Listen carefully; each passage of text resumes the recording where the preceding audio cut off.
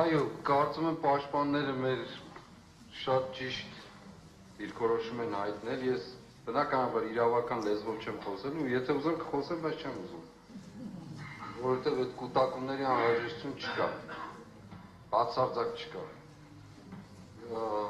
Նախ առաջինը, որ այո, տրամադրությունը զգալի է, որպեսզի ինչ-որ կերպով փորձեն օրենքը շրջանցել, ընթացքում կպարզվի դա։ Ես ուրիշ կերպ եմ ուզում մոտենալ հարցին, հարցադրումներով եմ ուզում մոտենալ, նախքան ապացուցողական ամբողջ բազան ներկայացնելու։ Արդյոք դրանք արդեն մեր պաշտպանը հայտնեց, փորձաքննության ենթարկված են թե ոչ, որովհետև մեր ձերբակալությամբ կոնկրետ օրը հիմա չեմ հիշի, օրերին Հայաստանի Հանրապետության գլխավոր դատախազը խորհրդարանի ամբիոնից հայտարարեց, որ դրանք փորձաքննության են ենթարկվելու, ուրեմն առանց փորձաքննության ենթարկելու մարդկանց ձերբակալը կանոնավորել։ Հարց առաջին, թող այս հարցին պատասխանեմ, ենթարկված են կամ ոչ։ Երկրորդ, արդյոք ենթարկված են ձեռագրաբանական կամ ձեռագրագիտական քննությունների փորձաքննության թե ոչ, որովհետև Հայաստանի Հանրապետության քննչական կոմիտեի դեռևս ղեկավարը հայտարարել է, որ իմ ձեռագրով ինչ-որ թղթեր կան, փաստաթղթեր կան եւ այլն եւ այլն։ Արդյոք կա ձեռագրաբանական որևէ քննություն, փորձաքննություն, կամ թե ոչ։ Հարցի էությունը ասեմ ինչն է, պատվարժան դատարան։ Ուրեմն այս գործերի մեջ, որոնք կես աչքով եմ ես կարդացել, կես աչքով էլ չեմ կարդացել, ուրեմն կան տեղեր, որտեղ նշվում է, որ խոսում են մարդիկ, ինչ-որ մարդիկ, այո, ինչ-որ մարդիկ, որոնց անուններ են վերագրված, և հանկարծ գալիս ասում է ինչ-որտեղ և ասում է, չի լսվում, շատ լավ, չի լսվում, հնարավոր է, որ չի լսվում, բայց արդյոք հնարավոր չի, որ հենց այդ հատվածները կտրել, մաքրել են, սրբագրել են, խմբագրել են և գրել են չի լսվում։ Ես երկու դեպքում էլ դատապարտել եմ համարում, նույնիսկ ամբողջ գործը համարում եմ, որ գոյություն չունեցող է, եթե գրեթե 30%-ը շատ պահպանողական եմ ես ասում, չեմ ասում 40-50, որ ուզենք չափել, կչափվի, քանի տոկոսը գործի ամբողջ ծավալի չի լսվում, այդ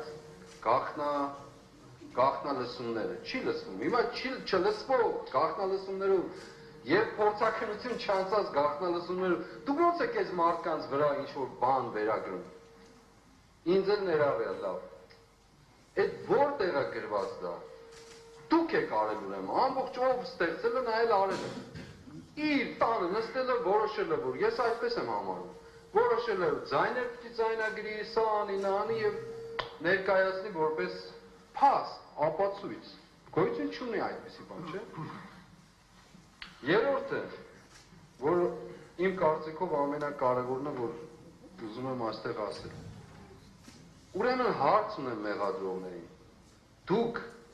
այս ամբողջ գործընթացի մեջ նենգափոխում, կեղծիք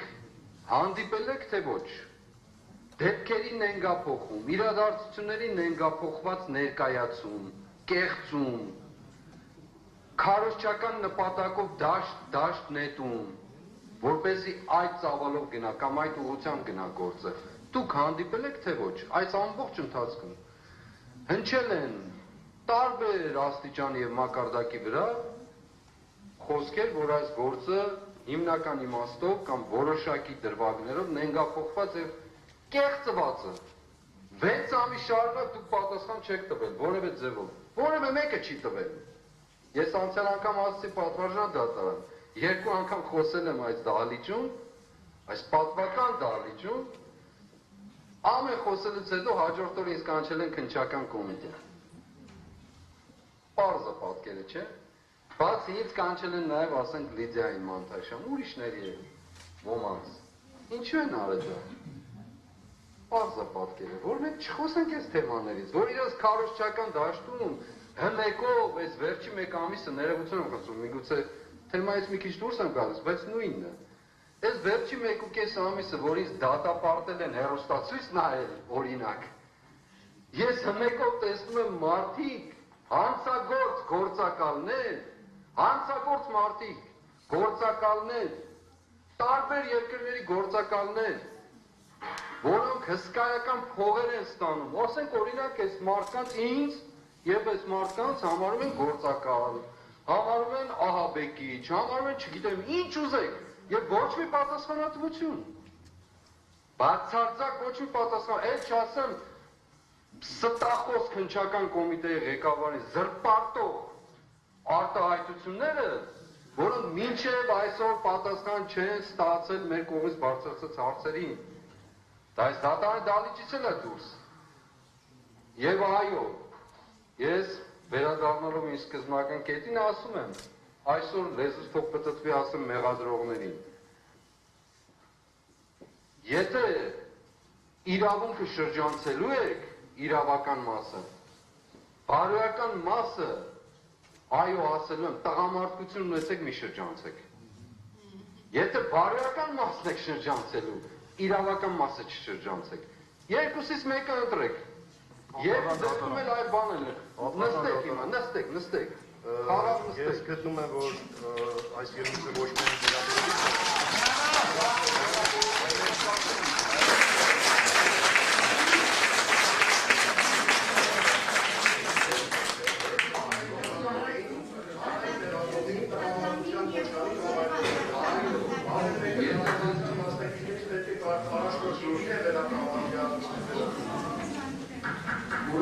Եթե ձեզ դուր չի գալիս տղամարդ լինել չլինելու հանգամանք, ուրեմն մի եղեք։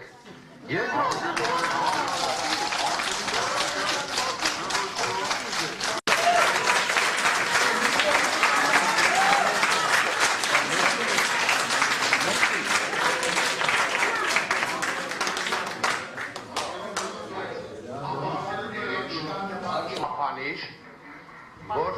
կարողանա